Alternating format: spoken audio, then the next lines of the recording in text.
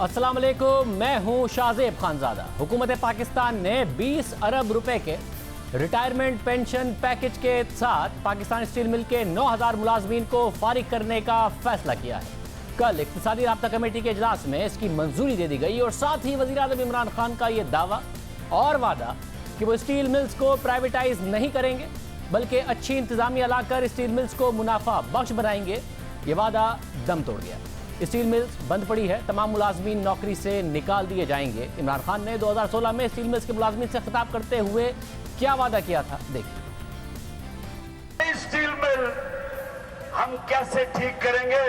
Management ला के, privatise करके नहीं, मैनेजमेंट ठीक करके, और इसी नई मैनेजमेंट से ये स्टील मिल इंशाल्लाह फिर से नफा कमाएगी। स्टील मिल्स बंद पड़ी थी, हुकूमत प्राइवेटाइज करने की बातें कर रही थी, तहरीक इंसाफ प्राइवेटाइजेशन के खिलाफ थी कि नई इंतजामिया लाएं और एक प्रोफेशनल इंतजामिया के साथ स्टील मिल्स चलाएं वरना हम चलाएंगे। सिर्फ वज़ीर आज़म इमरान खान ही नहीं बल्कि असद उमर, जिन्होंने तहरीक इंसाफ की पूरी मुआशी पॉलिसीज़ बनाई, उन्होंने भी बताया कि तहरीक इंसाफ स्टील मिल्स कैसे चलाएगी, प्राइवेटाइज नहीं करेगी बल्कि खुद इदारों को मुनाफा बख्श बनाएगी। उन्होंने आवाम से और स्टील मिल्स के मुलाजमीन से क्या वादे किए, देखिए। हम भी इधर मौजूद हैं। हमारा वादा यह है कि स्टील मिल को दोबारा चलाकर दिखाएंगे, रियासत के इख्तियार से चलाकर दिखाएंगे। आपका दावा यह है कि निजकारी करके दिखाएंगे। ये सब वीडियो रिकॉर्ड हो रहे हैं, साल के बाद निकाल कर देखेंगे कि किसका वादा पूरा हुआ। सबसे पहला काम जो है जिसमें 1 रुपया भी नहीं लगता, 1 रुपए का भी खर्चा नहीं है। आप अच्छा बोर्ड ऑफ डायरेक्टर लाएं, एक अच्छा चीफ एग्जीक्यूटिव लाएं जिसको स्टील मिल के बारे में कुछ पता हो, आपकी स्टील मिल की बेहतरी का पहला कदम हो जाएगा। आप जब तक अपने हक पे खड़े हैं हम आपके साथ खड़े हैं। आपको ये बता दूं, आपको सबको मालूम होना चाहिए। आप में से कई लोगों को शायद पता भी हो, मैं पूरी कायमा कमेटी को यहां लेकर आया था स्टील मिल पिछले साल। यहां पर जो मीटिंग हुई थी उस मीटिंग के अंदर मुतफक्का करारदाद पास की थी कायमा कमेटी ने कौमी असेंबली की निजकारी के खिलाफ। ये आप सबको पता होना चाहिए। ये करारदाद हम मंजूर करवा चुके हैं। आखिरी वादा, और ये कोई रिकॉर्ड कर रहा है तो भाई रिकॉर्ड कर लो, ताकि अगर इस बात से मैंने पीछे हटने की कोशिश की तो कल आप ये दिखाकर मुझे शर्मिंदा कर सको, टीवी पर चलाओ, फेसबुक पर चलाओ कि ऐसा तुमने तो ये कहा था, वादा क्यों नहीं पूरा करते। वादा मैं आपके साथ ये कर रहा हूं, और ये सिर्फ स्टील मिल के मजदूरों के साथ नहीं बल्कि खास तौर पे स्टील मिल के मजदूरों के साथ। अगर कल पाकिस्तान के अंदर तहरीक इंसाफ की हुकूमत होती है और खुदा ना खास्ता, नहीं होगा ऐसा, लेकिन खुदा ना खास्ता स्टील मिल के मजदूरों का उनका हक नहीं मिल रहा, मैं तहरीक इंसाफ की हुकूमत के साथ नहीं, मैं स्टील मिल के मजदूरों के साथ खड़ा हूं। तहरीक इंसाफ की हुकूमत आई, वो वज़ीर ख़जाना बने, तो नवंबर 2018 में उन्होंने बताया कि 45 दिन के अंदर स्टील मिल के लिए अवाम खुशखबरी सुनेंगे। ये इदारा कैसे चलेगा ये बताया जाएगा। 45 दिन दिए गए जी रज़ाक दाऊद साहब को। 45 दिन के अंदर स्टील मिल को दोबारा किस तरीके से चलाना है ये प्लान वो लेकर आएंगे। अच्छा। और इंशाल्लाह ताला आपको चला कर देखें। फिर कुछ महीने गुजरे, 3 अप्रैल 2019 में उन्होंने साथियों से मिलकर बताया कि अप्रैल के महीने में ही ECC स्टील मिल के रिवाइवल प्लान की मंजूरी दे दी। स्टील मिल के ऊपर जो है इस वीकेंड पे मुझे प्रेजेंटेशन है, रज़ाक दाऊद एंड मुझे वो प्रेजेंटेशन होगी। उन्होंने अपना काम मुकम्मल कर लिया है। Again both of these in the month of April ECC should be endorsing the revival plans, turn around plans for PSM and PIA both. बात यहाँ भी नहीं रुकी, उसके बाद भी असद उमर अवाम को और स्टील मिल के मुलाजमीन को जल्द रिवाइवल होने की खुशखबरी सुनाते रहे। स्टील मिल जो है एक मुनाफा बख्श इदारा हो सकता है, इंशाअल्लाह ताला होगा। उसकी रिवाइवल का प्लान का एक ब्रॉड जो स्ट्रेटजी है वो अप्रूव कर दी गई है और इंशाअल्लाह ताला उसके ऊपर अमल दरामद हो जाएगा। और मैं ये भी बता दूं, आपको खुशखबरी बता दूं, स्टील मिल के जो लोग हैं और जो कौम के लिए भी मैं खुशखबरी दे दूं कि दुनिया के बहुत बड़े इदारे ऐसे हैं जो पब्लिक प्राइवेट पार्टनरशिप के अंदर हुकूमत पाकिस्तान से मिलकर अपना सरमाया भी लगाने को तैयार है और स्टील मिल को दोबारा चलाने के लिए भी तैयार है। असद उमर ने अप्रैल 2019 में सहाफ़ियों के साथ बातचीत में यह भी बताया कि मलेशिया की तर्ज पर सरमाया कंपनी के मामला वज़ीर आज़म खुद देख रहे हैं। वैसे वज़ीर आज़म कमेटियों को चेयर नहीं करते, मगर इस कमेटी को वो खुद चेयर कर रहे हैं और बताया कि कितना काम भी हो चुका है। हमने एक नई cabinet committee on state own enterprises बनाई है। प्राइम मिनिस्टर खुद चेयर कर रहे हैं। नॉर्मली जो कैबिनेट कमिटीज़ जो हैं वो प्राइम मिनिस्टर नहीं चेयर करते। Most of the cabinet committees are chaired by me. Khusro Bakhtiar chairs the cabinet committee on CPEC, but ये वाहिद कमेटी है जिसको प्राइम मिनिस्टर खुद चेयर कर रहे हैं, just to give that importance वहाँ पर। सरमाया कंपनी इनकॉर्पोरेट हो गई है, कैबिनेट अप्रूवल्स हो गए थे, कंपनी इनकॉर्पोरेट हो गई, बोर्ड ऑफ डायरेक्टर्स आ गए, उनकी पहली मीटिंग हो गई, दे जस्ट हैड पिछले संडे को। मगर कुछ नहीं हुआ। स्टील मिल के मुलाजमीन को नौकरी से फारिग करने का फैसला हुआ और वो आज भी बंद ही पड़ी है। मगर इसका पूरा एक बैकग्राउंड है। तहरीक इंसाफ की बुनियादी पॉलिसी का हिस्सा ही मलेशिया तर्ज का सरमाया मॉडल था। उन्होंने अवाम को बार बार बताया, मैनिफेस्टो में लिखा, अपने 100 दिन के प्लान में भी बताया कि कैसे नुकसान करने वाले इदारों का टर्न अराउंड किया जाएगा। इमरान खान तकारीर में सिंगापुर और मलेशिया के मॉडल की मिसाल देते और कहते कि ऐसे हम नुकसान करने वाले इदारों को मुनाफे बख्श बना देंगे। तहरीक इंसाफ ने जब इलेक्शन से पहले मलेशिया के तर्ज के सरमाया मॉडल का ऐलान किया, अपने 100 दिन का प्लान बताया कि कैसे हम एक वेल्थ फंड बनाएंगे, तो हमने उसी वक्त कुछ सवालात उठा दिए थे कि ये कैसे मुमकिन होगा।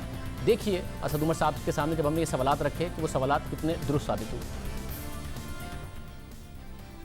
वेल्थ फंड में पैसे कौन डालेगा? हुकूमत ही डालेगी और फिर वो ऐसे ही चलेगा जैसे अभी ये नुकसान करते हैं, हुकूमत सब्सिडाइज करती है। कैसे चलेगा वो पाकिस्तान वेल्थ फंड? वो लोग जिनको कुछ नहीं पता है कारोबार किस तरीके से चलाना है, वो इदारों को इस वक्त इनके ऊपर बैठे हुए हैं और अल्टीमेट डिसीजन मेकर हैं इनके। हम ये कह रहे हैं कि उन लाइन मिनिस्ट्री से निकाल के वो एग्जिस्टिंग इदारे, अभी एडिशनल इन्वेस्टमेंट की नहीं बात हो रही, उन एग्जिस्टिंग इदारों के वो एक ऐसे, जिस तरीके से इसका और ये आइडिया कहाँ से आया, ये टेमेटिक बना, सिंगापुर में ली कुआन यू ने बनाया और उसके अंदर उन्होंने रियासती इदारे सारे डाले। प्रोफेशनल जो लोग बिजनेस समझते हैं, मईशत समझते हैं, इकोनॉमिक समझते हैं, उनको उसका सरबराह बनाया, सियासतदानों को उससे अलग किया, ब्यूरोक्रेट को उससे अलग किया।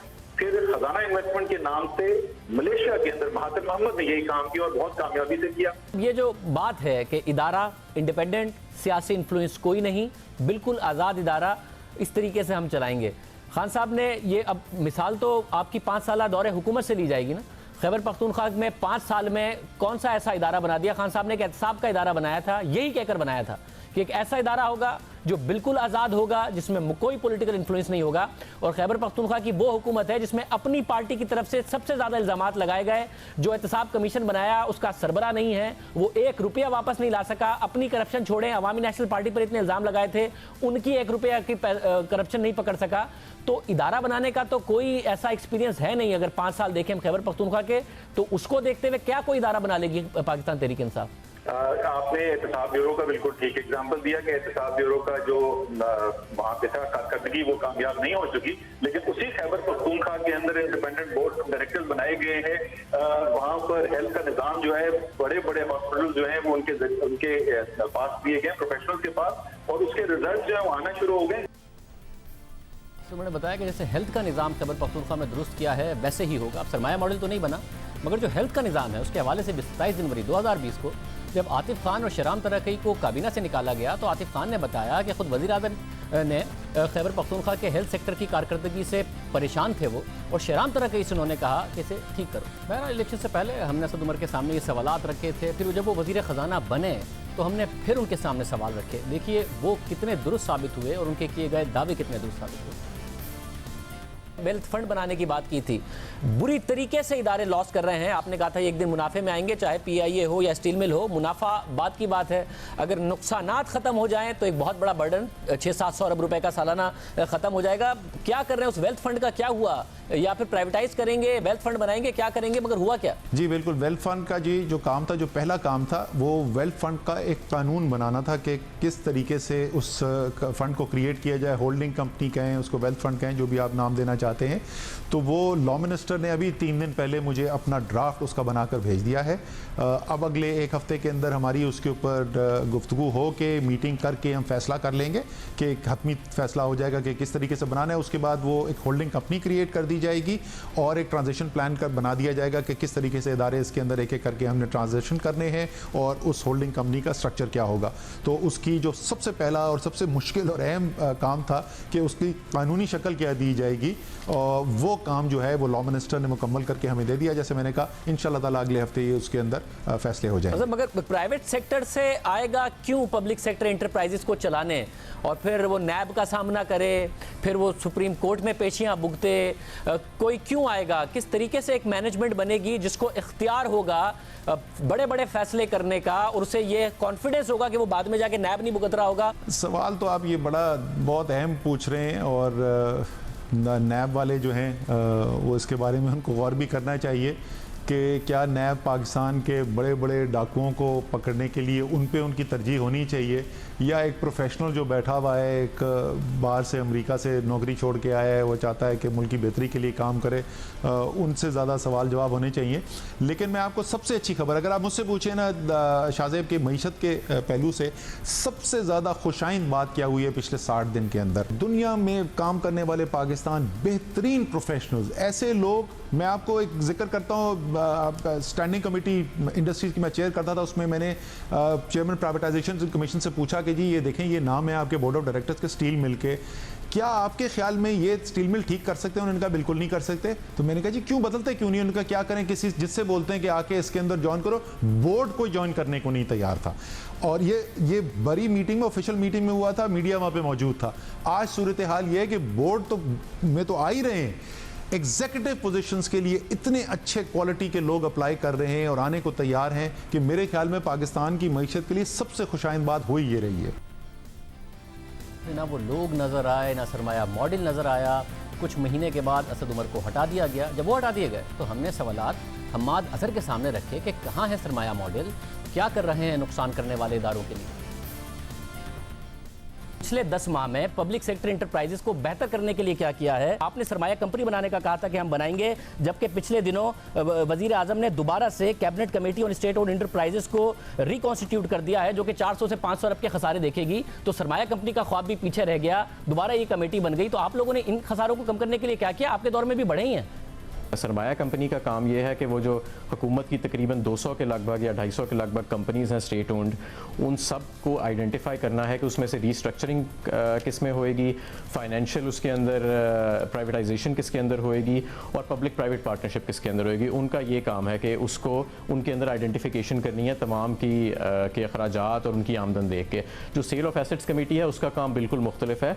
जो हुकूमत के वफाकी हुकूमत के जो डिविजन्स हैं जिनके पास बहुत ज़्यादा डेट कैपिटल पड़ा है, आइडल प्रॉपर्टी की सूरत में या आइडल बिल्डिंग्स की सूरत में या डेड एसेट्स की सूरत में, वो आइडेंटिफाई करके उसको प्राइवेटाइजेशन कमीशन के हवाले करना है। तो सरमाया कंपनी ने आज तक क्या किया? सरमाया कंपनी अपना काम कर रही है, उनकी बाकायदगी से मीटिंग्स हो रही हैं, और आप जल्द देखेंगे कि उसके ऊपर आपको हिकमत अमली नज़र आएगी कि तमाम जो 200 के करीब कंपनीज़ हैं उनके अंदर उनको आइडेंटिफाई किया जाएगा कि किसको पब्लिक प्राइवेट पार्टनरशिप में लेके जाना है, किसको डिस्पोज ऑफ करना है और किसको रिस्ट्रक्चर करना है। हमारे साहब 10 महीने गुजर गए, अभी तक आइडेंटिफाई भी नहीं किया। मैनिफेस्टो में था आपके, और उसके बाद सितंबर अक्टूबर में कह भी दिया, फिर बार बार दावे किए, अभी तक कंपनीज भी आइडेंटिफाई नहीं की हैं, क्योंकि गुज़िश्ता फाइनेंस मिनिस्टर ने आइडेंटिफाई की थी ये वाले PIA को, स्टील मिल को प्राइवेटाइज करना चाहते हैं ये वाले फाइनेंस मिनिस्टर। अभी तक आपने कंपनीज भी नहीं आइडेंटिफाई की हैं? नहीं, सिर्फ स्टील मिल और PIA नहीं है, इसके अंदर बहुत ज़्यादा और कंपनीज़ हैं। और आप ये याद रखें कि ये जो इनके नुकसानात हैं ये कोई 1-2 साल में जनरेट नहीं हुए, ये दहाइयों में ये इस हालत तक पहुंची हैं ये कंपनीज़। तो जाहिर है कि अब इनके ऊपर एहतियात से काम किया जा रहा है और इंशाल्लाह जल्द आपको इसके ऊपर पेशरफ नज़र आएगी। सरमाया मॉडल की बातें करती रही, कहा हम चला कर दिखाएंगे, प्राइवेटाइजेशन नहीं करेंगे, मगर आज हम्माद अजहर साहब ने बताया कि स्टील मिल एक सफ़ेद हाथी है, मुलाजमीन निकाल कर उसे प्राइवेटाइज ही करना पड़ेगा। इससे हुकूमत पाकिस्तान का 70 करोड़ रुपए की बचत होएगी माहाना ये करने से, और ये टैक्स पेयर का पैसा है। इसके अलावा इस मिल को रिवाइव करने के लिए ये बहुत ज़रूरी है कि हम अब किसी प्राइवेट इन्वेस्टर को या ऑपरेटर को इस स्टील प्लांट में लेके आएँ, और इसके प्रॉस्पेक्ट्स को इम्प्रूव करने के लिए ये बहुत ज़रूरी है कि जो इसकी मिल के ऊपर अभी कर्जा चढ़ा हुआ है उसको भी रिस्ट्रक्चर किया जाए, और ये मुलाजमीन का जो इशू है, इनकी पेज़ का जो इशू है, इसको भी किसी तरह से हैंडल किया जाए। 2015 से अब तक हुकूमत जो है वो 35 अरब रुपए दे चुकी है मुलाजमीन को तनख्वाहों के लिए, और तकरीबन माहाना 34 करोड़ जो है वो ख़र्चा आता है इनकी तनख्वाहें देने का। इसके अलावा जो कर्ज़ा है इस मिल के ऊपर वो 230 अरब रुपए से तजावज़ कर चुका है। तो इस मिल की जब हम प्राइवेटाइजेशन की तरफ जाएंगे और तकरीबन 15 के करीब पार्टीज़ जो हैं वो इसमें इंटरेस्टेड हैं, वो इसके कोर स्टील ऑपरेशंस में इंटरेस्टेड हैं। और ये बहुत ज़रूरी है कि अगर हमने अब इसको रिवाइव करना है तो जो हुकूमत पाकिस्तान है वो ओनर और ऑपरेटर के मोड से निकल के ओनर और पॉलिसी मेकर के रोल में जाए और हम प्राइवेट सेक्टर को जो है वो इसके अंदर शराकत जो है उसकी शामिल करें, अगर हम चाहते हैं कि इस मिल जो है इसके नुकसानात भी ख़त्म होएं और इसको अगर रिवाइव भी किया जाए। और हुकूमत ने ये एक ऐसे वक्त में किया है जब वज़ीर-ए-आज़म खुद प्राइवेट सेक्टर से कह रहे हैं कि आप मुलाजमीन को नौकरियों से ना निकालें, और स्टेट बैंक से सस्ते कर्जे देने की सहूलत दी गई है कि आप 3 महीने की तनख्वाह दे सकते हैं, सस्ते कर्जे ले सकते हैं, मगर आप मुलाजमीन को ना निकालें। खुद हुकूमत ने निकाल दिया। वज़ीर-ए-आज़म ने क्या कहा था? देखिए, स्टेट बैंक ऑफ पाकिस्तान ने फैसला किया है कि जो भी बिजनेसेस अपने मजदूरों को, वर्कर्स को बेरोजगार नहीं करेगी, स्टेट बैंक ऑफ पाकिस्तान उनको सस्ते कर्जे देगा। और एक ऐसे वक्त में जब मईशत 1.5 से 2% सुकड़ने की तवक्को है, खुद हुकूमत का प्लानिंग कमीशन का अंदाजा है कि कारोबार बंद होने की वजह से 1.5 करोड़ से ज़ायद लोग बेरोजगार हो सकते हैं। हमादर साहब ने स्टील मिल के मुलाजमीन को मशवरा दिया कि वो फारिग बैठने के बजाय प्रोडक्टिव सेक्टर में जाकर नौकरी कर सकते हैं। मैं ये भी समझता हूँ कि ये जो 8,500 वर्कर्स हैं, ये भी अब जब इनको जो हम पैकेज दे रहे हैं, जो हम सरमाया इनके हाथ में दे रहे हैं, ये मईशत के अनप्रोडक्टिव सेक्टर्स है जहाँ पे ये बिल्कुल पिछले 5.5 साल से फारिग बैठे थे। अब इनके पास मौका है कि ये प्रोडक्टिव सेक्टर के अंदर जाएं और वहाँ पे भी अपना रोल जो है वो अदा करें, प्रोडक्टिव सेक्टर में जाकर अपना किरदार अदा करें। ये फारिग होने वाले मुलाजमीन को कहा जा रहा है। हमने असद उमर साहब को बुलाया, हमने हमादर साहब को भी दावत दी, वो नहीं आए, मगर हमारे साथ आसिम भट्टी मौजूद हैं। आप सदर पाकिस्तान स्टील लेबर यूनियन हैं। आसिम भट्टी साहब, बहुत शुक्रिया। ज़ाहिर है स्टील मिल तो बंद पड़ी है, आपको तनख्वाहों के भी मसाइल थे। अब जब ये कहा जा रहा है कि कम से कम आपको एक पैकेज दिया जाएगा, पेंशन, वो सब चीज़ें आपको दे दी जाएंगी, और उसके बाद कि आप प्रोडक्टिव सेक्टर में जाकर जॉब ढूंढ लें, ये इत्मीनान बख्श है आपके लिए कि कम से कम बंद तो थी ही स्टील मिल और तनख्वाहों के भी मसाइल थे आपके लिए? इस फैसले से कैसे कोई मुतमईन हो सकता है कि जहां इस कोरोना वबा के उसमें 9,350 मुलाजिम को जो है ना बरतरफ करने का फैसला किया जाए, उससे कैसे कोई मुतमईन हो सकता है? मतलब ज़ाहिर आज एहतजाज की खबरें तो आई, क्या इस वक्त राय है जो मुलाजमीन हैं उनकी? हमने एक प्रोटेस्ट किया है गुलशन स्टील टाउन जो पाकिस्तान स्टील की कॉलोनी है, उसके अंदर हमने अपना एहतजाजी रिकॉर्ड कराया गवर्नमेंट को कि देखें 22 महीने हो गए, आप तहरीक इंसाफ की गवर्नमेंट ने कोई इनिशिएटिव ही नहीं लिया। क्या उन्होंने यहाँ पे कोई बेल आउट पैकेज दिया? क्या उन्होंने इसका जो एहतसाब का नारा लेके आए थे, क्या कोई यहाँ एहतसाब किया? क्या इन्होंने 1 करोड़ नौकरियां देने का वादा करके 9,350 लोगों की नौकरियां ले रहे हैं? ठीक है, क्या इन्होंने कोई टेक्निकल यहाँ पे कोई मैनेजमेंट लगाई जो ये फैसला कर रहे हैं? मतलब ये तो आसान सा हल लेके भेज दिया जाए। मतलब मगर जब से तहरीक इंसाफ की हुकूमत आई है, क्या रिवाइवल के लिए कुछ नहीं हुआ? कोई मैनेजमेंट लाकर, कोई लोगों को अपॉइंट करके जो काम को समझते हो कोशिश कर कोई नहीं की गई? क्योंकि ज़ाहिर पहले से बंद पड़ी थी, ये बंद ही रही, कुछ नहीं कोशिश हुई? 2-3 लोग आए जिनका उस फील्ड से कोई ताल्लुक नहीं था। बोर्ड ऑफ डायरेक्टर के चेयरमैन थे, वो उनका कोई एक्सपीरियंस नहीं है स्टील का। इसी तरह बोर्ड के डायरेक्टर्स के जो मेंबर्स हैं उनका भी कोई एक्सपीरियंस नहीं है। इसी तरह एक एनपी के इंचार्ज है, एक हमारे जो सिक्योरिटी के इंचार्ज है, उनका भी कोई स्टील से एक्सपीरियंस नहीं है। आपको उम्मीद थी कि तहरीक इंसाफ की हुकूमत आएगी? उन्होंने वादे किए थे, आप लोगों के एहतजाज में शिरकत की थी, खुद वज़ीर आज़म ने, खुद असद उमर ने, कि चीज़ें ठीक होंगी? हमने बिल्कुल इमरान खान के वादों पे, और असद उमर साहब बार बार स्टील मिल आते थे, इमरान खान भी आ चुके हैं, मौजूद रिकॉर्ड में भी होंगी। उन्होंने हमने इतने सुनहरे ख्वाब दिखाए थे कि हमने इंसाफ लेबर यूनियन को सपोर्ट किया, इसलिए कि स्टील मिल का रिवाइवल करेंगे, ये यहाँ पे मुलाजमीन को एक अच्छा पैकेज दिया करेंगे, स्टील मिल फिर से चल जाएगी, हमें बोनसेस मिला करेंगे। ये सब सोच के जो असद उमर ने, आप रिकॉर्ड में हो गया, असद उमर ने कहा था मेरी वीडियोस आप जो है ना संभाल के रखना, कल को अगर स्टील मिल के बारे में गवर्नमेंट कोई ऐसा फैसला करती है तरीके इंसाफ की, तो मैं स्टील मिल के मुलाजमीन के साथ खड़ा हूँगा। आज असद उमर कहीं नजर नहीं आ रहे, उनको कोई एक बयान तक नहीं आ रहा इस बात पे। और इंसाफ लेबर यूनियन जो उनकी यूनियन, अपनी यूनियन है, वो तहरीके इंसाफ के कराची हाउस जो है इंसाफ हाउस, उसमें 2 दिन मुजाहरा करके उनको तक नहीं पूछा गया। बहुत शुक्रिया, आपने राय सुनी, यूनियन क्या कह रही है, मुलाजमीन क्या कह रहे हैं। प्रोग्राम में एक ब्रेक, कोरोना तेजी से फैल रहा है, उस पर बात करेंगे एक ब्रेक।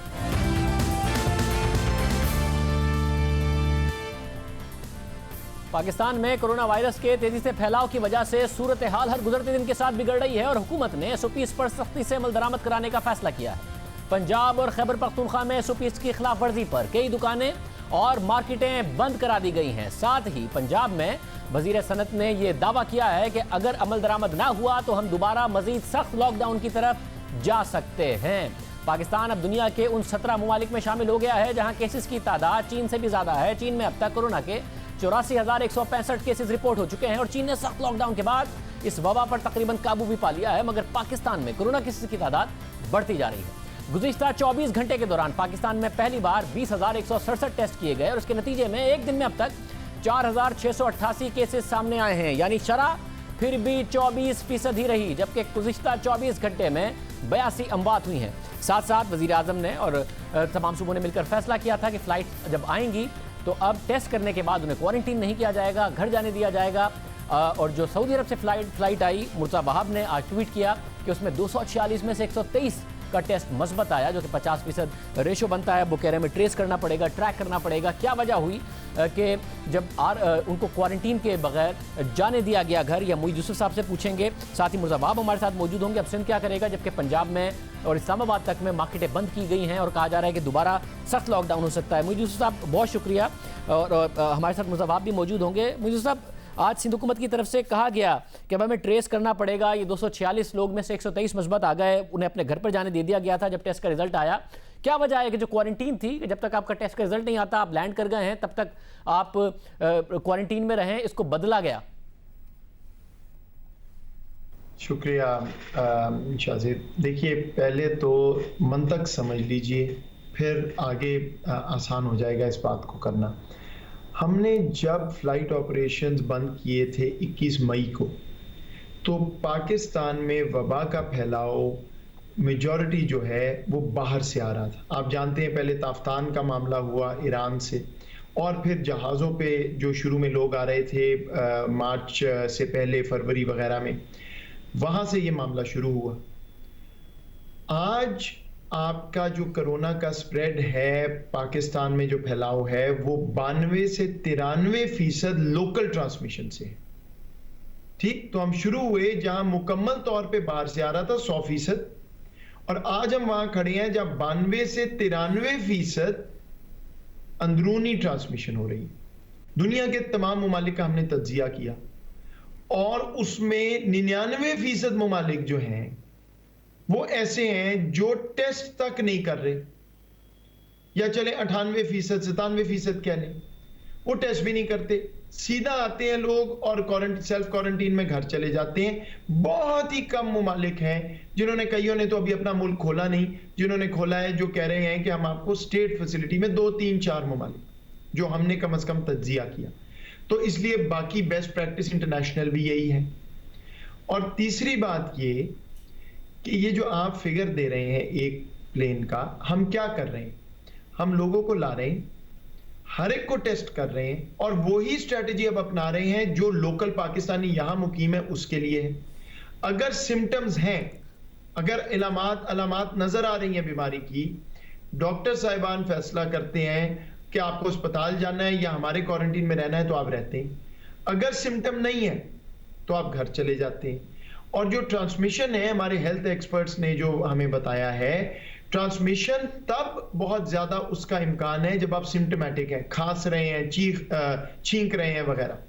अगर ऐसा नहीं है तो उसका बहुत कम चांस है। इसीलिए सारी दुनिया होम क्वारंटीन पे चली गई, हम भी होम क्वारंटीन पे चले गए। तो ये मंतक है। ये जो मंतक है, इसमें ज़रा वजन है कि जब पाकिस्तान में सारा लॉकडाउन ख़त्म कर दिया, 24% ट्रांसमिशन रेट है, जो कि दुनिया का ट्रांसमिशन रेट से ज़्यादा है, तो फिर जो बाहर से लोग आ रहे हैं उन्हें क्वारंटीन में क्यों रखना है, जब आप पाकिस्तान में लोगों को इस तरीके से क्वारंटीन में नहीं रख रहे हैं। जब टेस्ट मस्बत आता है तब उनको आइसोलेट किया जाता है। मगर सिंध हुकूमत के ज़रा ये भी बताते हैं कि उस इजलास में जो वफाकी हुकूमत है वो तो बाहर से आने वाले मुसाफिरों का टेस्ट का भी नहीं कह रही थी। जो एक प्रपोजल था उनका ये था कि जी बस इनकी स्क्रीनिंग करते हैं और जाने देते हैं। वो तो वज़ीर आला सिंध ने कहा कि जी लोग 2 पैनाडोल खा के बैठ जाते हैं और उसकी वजह से उनका बुखार नहीं आ रहा होता, ताकि वो स्क्रीनिंग से निकल सकें, तब जाके टेस्ट की बात हुई है, वरना तो वफाकी हुकूमत बगैर टेस्ट के स्क्रीनिंग के जाने की भी हामी थी। अगर आप मुझे ये कह रहे हैं कि लोग पैनाडोल खा के और बैठ जाते हैं जहाज के अंदर तो उनका बुखार उतर जाता है, ठीक, तो हम जो स्क्रीनिंग अगर एयरपोर्ट पे कर रहे हैं या करेंगे या पहले भी करते थे, उसमें जो हेल्थ प्रोफेशनल वहां है वो खांसी जुकाम जो बाकी अलामात हैं, वो कोई मतलब है कि मौजतन तो नहीं शख्स आ सकता कि वो अपनी खांसी भी 15 मिनट रोक ले अगर उसको इतनी अलामात हैं।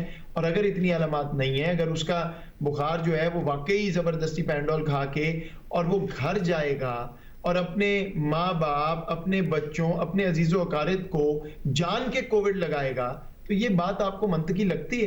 क्या आपको लगता है कि लोग हमारे इतने जो हैं वो शऊर नहीं रखते, कि वो बेशऊर हैं, कि वो जाएंगे, उनको पता है कि उनके बूढ़े माँ बाप और बूढ़े जो हैं रिश्तेदार मौजूद हैं और उनको वो कोरोना करने घर चले जाएंगे?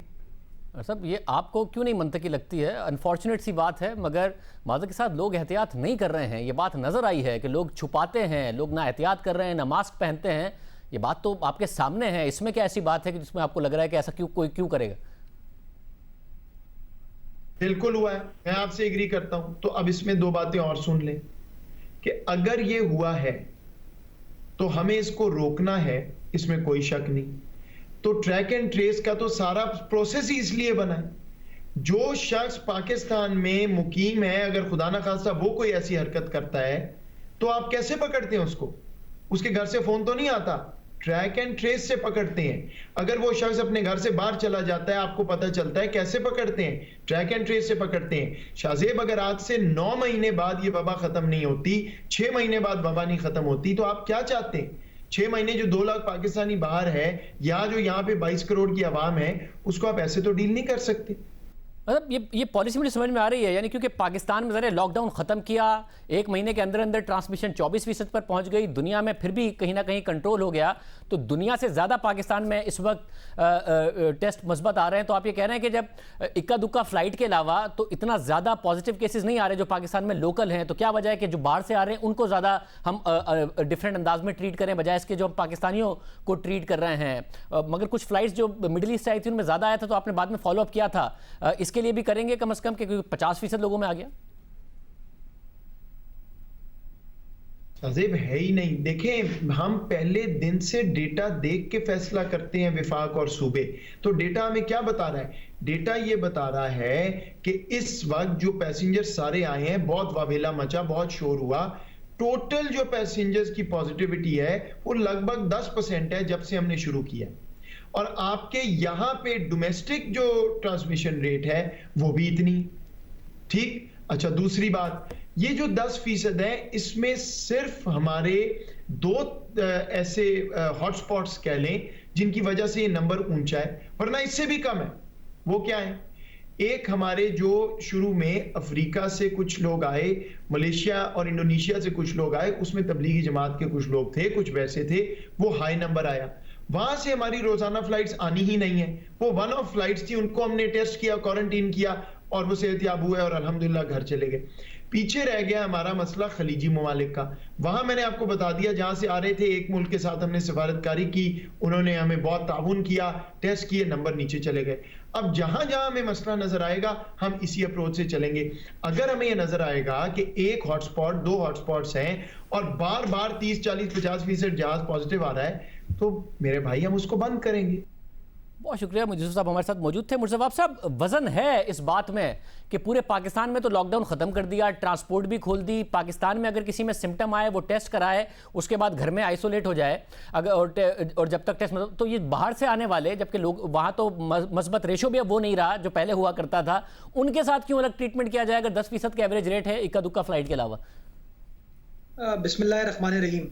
देखिए शादिब, ये इशू नहीं है। बैरून मुल्क पाकिस्तानी जो है वो हमारे पाकिस्तानी भाई हैं, उनकी खिदमत पाकिस्तान के लिए हम हमेशा उसको अप्रिशिएट करेंगे। हम समझते हैं उनको वापस लाने की मोडालिटीज और बेहतर तरीके से बनानी चाहिए, और वो मोडालिटी क्या है कि आप उनको वापस लाएं, उनको क्वारंटीन करें, उनको क्वारंटीन करने के साथ साथ उनका टेस्ट करें, और टेस्ट जब उनका पॉजिटिव आता है तो जो तदाबीर एहतियाती एतबार से लेने की जरूरत है वो एहतियाती तदाबीर ली जाए। मगर सिम्टम भी ना हो फिर भी सबके साथ ये किया जाए, तो पाकिस्तान में जो लोग मौजूद हैं वो अगर टेस्ट कराते हैं तो उन्हें क्वारंटीन थोड़ी करते हैं, उन्हें आप कहते हैं घर पे जाके आप आइसोलेट हो जाएं। तो जो बाहर से आ रहे हैं, हालांकि वहां पर ट्रांसमिशन कम है, पाकिस्तान में ट्रांसमिशन ज्यादा है, उनके साथ अलग क्यों किया जाए, वो ये सवाल। देखिए एक फर्क है ना शाहिद साहब, पाकिस्तान की आबादी है 22 करोड़, एक जहाज में 400 बंदा आएगा, 300 बंदा आएगा, तो आपके पास एक टारगेटेड कम्युनिटी है। आपको पता है कि ये हॉटस्पॉट हो भी सकता है, हॉटस्पॉट नहीं भी हो सकता। अब मोहित साहब जो असेसमेंट कर रहे थे कि पाकिस्तान में ट्रांसमिशन की परसेंटेज 10% है, तो मैं इससे इत्तफाक नहीं करता। आप पिछले कोई 10, 12, 15 रोज का अगर रिजल्ट उठा के देखेंगे तो 20 से 25% पॉजिटिव केसेस आ रहे हैं, ये फैक्ट है। जो आज मैंने फ्लाइट की डिटेल्स सोशल मीडिया पर और प्रेस रिलीज के थ्रू जारी की थी, वो कहता है कि जद्दा से जो फ्लाइट, रियाद से जो फ्लाइट आई थी, उसमें 50% वो था। अब मुझे मंतक समझ नहीं आती फेडरल गवर्नमेंट की कि हर चीज रिएक्टिव, हम देखेंगे, हम एसेस करेंगे, जब तबाही हो जाएगी तो हम उसको रोक देंगे। भाईजान, रियासत काम करती है प्रोएक्टिवली। आप लोगों का ख्याल करना चाहते हैं, आप चाहते हैं कि पाकिस्तान को खोल दिया जाए, आप समझते हैं कोरोना वायरस कोई प्रॉब्लम नहीं है, तो आके कैटेगोरिकली कह दें कि कोरोना वायरस प्रॉब्लम नहीं है। लेकिन ये जो मुतजाद बयानियां है ना, कि एक तरफ आप कहते हैं कि हाँ इट्स अ प्रॉब्लम, हाँ हमें एहतियात करनी है, लेकिन वजीर आजम मास्क पहने बगैर जगहों पे चले जाते हैं। एक तरफ आप कहते हैं इट इज अ प्रॉब्लम, लेकिन फिर आप कहते हैं कि नहीं यार, बैरून मुल्क से लोग आ जाएं, हम टेस्ट नहीं कराएंगे, हम उनको जिम्मेदार ठहराएंगे कि आप मगर मुर्तज़ा साहब, प्रॉब्लम है तो आप लोग भी काम, तो जैसे सारे सूबे पहले आपको फॉलो करते थे, अब आप फॉलो कर लेते हैं, आपने भी ट्रांसपोर्ट खोल दी है, सारे काम कर रहे हैं। हालांकि अब क्रैकडाउन हुआ है इस्लामाबाद में आज, और पंजाब में भी हुआ है, और वहां तो वजीर सनत ने यह भी कहा है कि भाई हम लॉकडाउन कर देंगे दोबारा सख्त, क्योंकि पासदारी नहीं हो रही है। आप लोग क्या करेंगे? देखिए शादिब साहब, जब आप ये सवाल पूछते हैं ना, तो थोड़ा सा मुझे एतराज भी होता है, थोड़ी मेरी रिजर्वेशन भी है सवाल पे। हमने जानबूझ के या विलिंगली फेडरल गवर्नमेंट के फैसले को फॉलो नहीं किया। आपको डे वन से पता है कि मेरी सियासी जमात की क्या पोजीशन है, मेरी हुकूमत की क्या पोजीशन है कोरोना वायरस के हवाले से। हमारे ऊपर मजबूरी थी, एक फेडरल गवर्नमेंट प्रेशर डाल रही थी, और बाद में सुप्रीम कोर्ट ने यह फैसला दिया कि ये नहीं हो सकता कि पाकिस्तान के एक सूबे में एक सिस्टम चल रहा हो, दूसरे सूबे में दूसरा सिस्टम चल रहा हो। तो वो दुरुस्त है। मैं अब जानना चाह रहा हूं, ट्रांसमिशन बहुत ज्यादा हो गई है, 24% इस वक्त जो है वो पॉजिटिव केसेस आ रहे हैं, बहुत, और जब उसको बढ़ा रहे हैं 15,000 पे भी 24% था, 20,000 पे भी 24%, ये बहुत अलार्मिंग बात है। अब क्या करेंगे आप? मैं इत्तेफाक करता हूं आपकी बात से। सबसे पहले तो मैं फेडरल गवर्नमेंट से हाथ जोड़ के कहना चाहूंगा कि कम से कम अप्रिशिएट तो करें, प्रॉब्लम क्या है। अभी फेडरल गवर्नमेंट का एक इंपॉर्टेंट आदमी आपको कह रहा है कि 10% है, आप 24% रोज अपने टेलीविजन प्रोग्राम पर आके कह रहे हैं। हम लोग रोज टेलीविजन प्रोग्राम पर बात करते हैं, आपके जफर मिर्जा साहब ये बात करते हैं, लेकिन ये लोग जो फैसले कर रहे हैं वो फैसला करते वक्त कहते नहीं 10% है। तो जब तक आप प्रॉब्लम को सही तरीके से समझेंगे नहीं, मैं समझता हूं उसका हल नहीं निकाल सकते। और मुझे आज भी ये लगता है कि फेडरल गवर्नमेंट एक स्टेट ऑफ डिनायल में है, वो समझती है कोई प्रॉब्लम नहीं है, अल्लाह मालिक है, इंशाल्लाह सिचुएशन हैंडल हो जाएगी। मैं समझता हूं अभी भी वक्त है कि कम से कम थोड़ी सीरियसनेस शो करें कि आप बाय एक्शन प्रोएक्टिवली काम कर सकते हैं, और प्रोएक्टिव तरीके से आप चीजों को हैंडल कर सकते हैं। और जब मैं ये कह रहा हूं कि प्रोएक्टिव तरीके से, एक तरफ आपको कोरोना वायरस की ट्रांसमिशन को रोकना है, अपनी टेस्टिंग को बढ़ाना है, और एट द सेम टाइम आपको अपनी हॉस्पिटल की कैपेसिटी को बेहतर करना है। ये नहीं हो सकता कि फेडरल गवर्नमेंट अपनी मंतक के हिसाब से फैसले करे और आखिर में सूबाई हुकूमतों के ऊपर छोड़ दे कि जी अस्पताल आपकी जिम्मेदारी है, हेल्थ जो है वो डिवॉल्व सब्जेक्ट है। अगर फेडरल गवर्नमेंट फैसले करे। बहुत शुक्रिया मुर्ज़ाबाब साहब हमारे साथ मौजूद थे। फेडरल गवर्नमेंट कहती है सारे इत्तेफाक से फैसले होते हैं। सिंध हुकूमत की अपना एक क्रिटिसिज्म है कि एक जो मैसेजिंग है वो सही नहीं होती फेडरल गवर्नमेंट की तरफ से। प्रोग्राम एक ब्रेक, एक और आम केस पे बात करेंगे।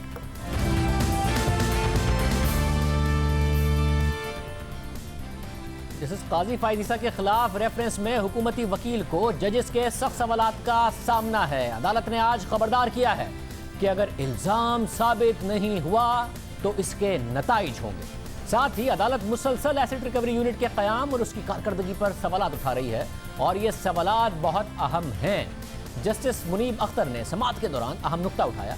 उन्होंने सवाल किया कि आप कहते हैं कि एसिड रिकवरी यूनिट सिर्फ कोऑर्डिनेट करता है, और हमीद डोगर ने ARU से राब्ता किया और उन्होंने डोगर का पस मंजर जाने बगैर तहकीकात शुरू कर दी।